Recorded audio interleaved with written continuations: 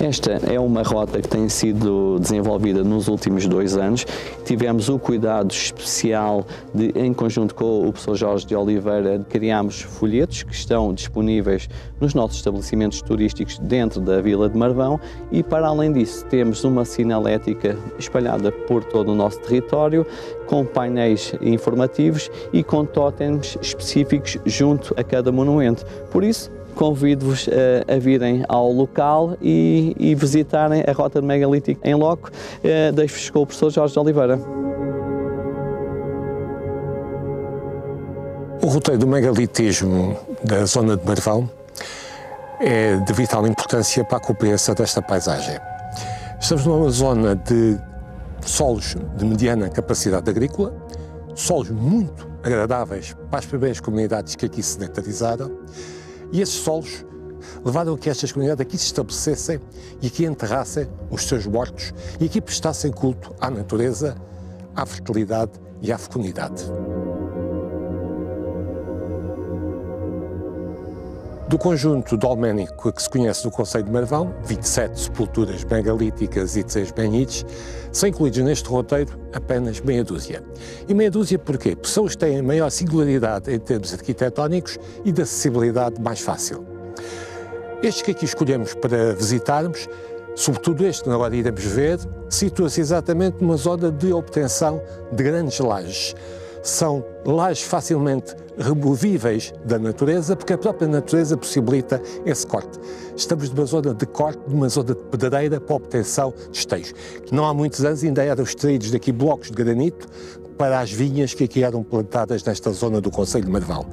Chama-se esta zona Lancheira dos Vidais, que com a corruptela deu Encheira dos Vidais. E temos aqui uma anta exatamente com esse topónimo, a anta da Encheira dos Vidais. Está aqui a uma dezena de metros.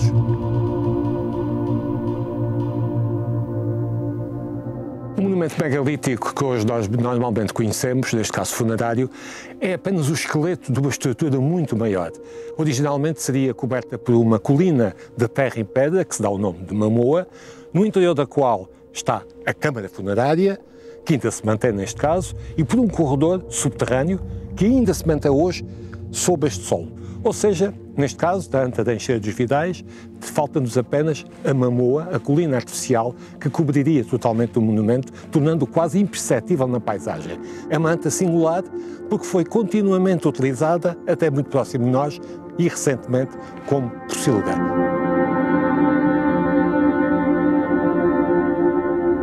A Anta da Granja, um dos monumentos com mais fácil acessibilidade, mesmo junto à estrada que liga Santo Antônio das Areias à Beira, é um monumento singular porque é um monumento com uma grande carga histórica, para além da carga pré-histórica. Porquê é que falo disto? Falo porque está no caminho de Santa Maria. O caminho de Santa Maria era o caminho que levava para a Espanha os que viessem de Marvão. Por aqui passavam e por aqui entravam. Estamos mesmo junto àquilo que era o antigo posto de controle de sanidade, ou seja, o Lazareto de Marvão. E há uma lenda que se conta que, vindo de Espanha um cavaleiro com a sua armadura preciosa, vinha empestado, assim se dizia, e jurou que, se curasse aqui neste lazareto, iria enterrar nesta anta a sua armadura e deixaria as armas de vez, e recolheria ao convento de Marvão. Diz a lenda que sim, que se curou e que aqui dentro estará a armadura preciosa que ele aqui guardou para sempre. Se calhar por esse motivo é que esta anta foi tantas vezes vilipendiada, foi tantas vezes violada, foi tantas vezes destruída. Se calhar por isso mesmo é que já perdeu o seu chapéu, por isso é que ela está hoje parcialmente destruída.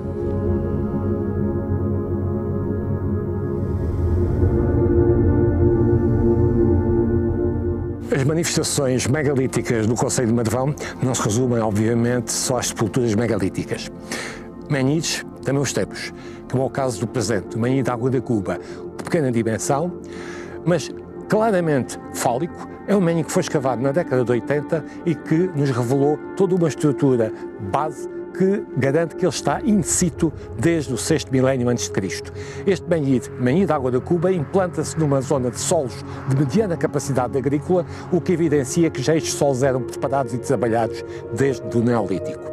Este banhid enquadra-se no meio do megalitismo funerário, ou seja, é um epicentro à volta do qual se desenvolvem todo o conjunto de sepulturas megalíticas. Provavelmente este banhid terá alguma relação espacial com essas evidências arqueológicas.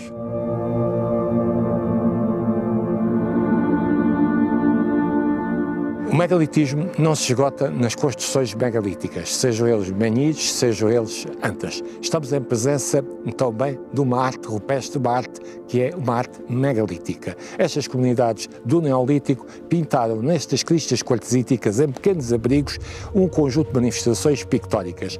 No caso concreto, esta que estamos a ver aqui no Ninho do Bufo, que se eleva desta crista que se dirige do lado de Espanha para Portugal, temos aqui uma pintura, a pintura da parturiente, uma representação feminina a dar à luz. É a única pintura que nós temos em Portugal de uma parturiente que terá à volta de 5.000 anos, ou seja, a representação mais antiga a dar à luz em Portugal.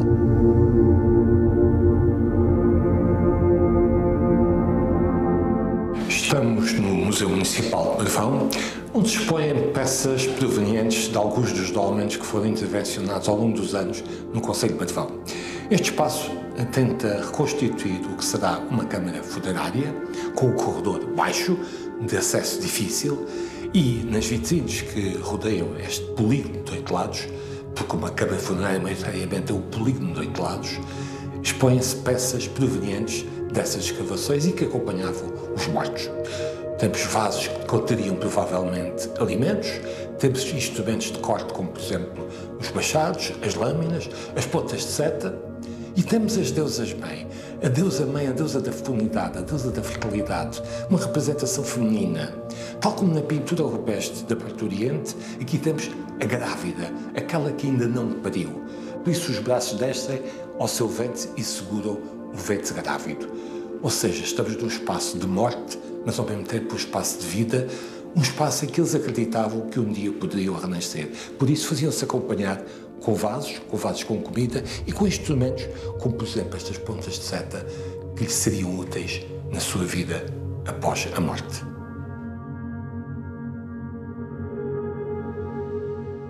Aproveitamos para convidar todas as pessoas a deslocarem-se ao Concelho de Marvão e ao Parque Natural da Serra de São Mamede para desfrutarem deste magnífico património cultural e histórico e, paralelamente, tragam as suas famílias também para desfrutarem dos nossos alojamentos, da nossa gastronomia e passarem aqui bons momentos em Marvão.